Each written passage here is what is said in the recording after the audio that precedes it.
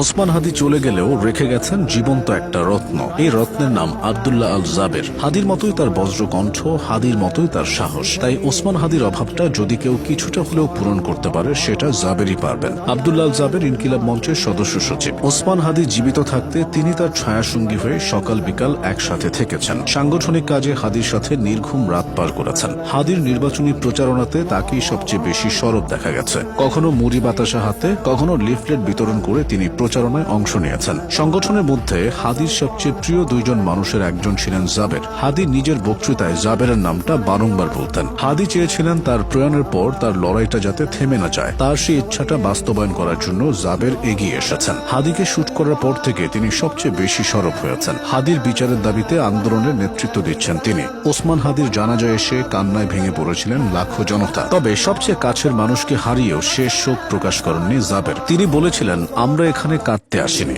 আমার ভাইয়ের বিচারের দাবিতে এসেছে। এরপর স্বরাষ্ট্র উপদেষ্টাকে তিরস্কার করে বলেছিলেন, বৈরা ভাম। স্বরাষ্ট্র উপদেষ্টা পদত্যাগ করতে হলেও সবকিছু প্রকাশ করে পদত্যাগ করতে হবে, এমন হুঁশিয়ারি দিয়েছিলেন জাবের। এছাড়া শাহবাগে অবস্থান কর্মসূচিতে তার স্লোগানে একাত্মতা জানাচ্ছে সকলে। হাদির বিচারের পাশাপাশি সাংগঠনিক কাজকেও তিনি এগিয়ে নিয়ে যাচ্ছেন। ইনকিলাব মঞ্চের সদস্য সচিব হিসেবে তিনি ইতোমধ্যেই নিজের সাংগঠনিক দক্ষতার প্রমাণ দিয়েছেন। অনেকের মতে জাবেরের কণ্ঠস্বর হাদির মতোই বজ্র কঠিন এবং মানুষের আবেগ ও যুক্তিকে এক সুতোয় গাঁথার ক্ষমতা তার রয়েছে।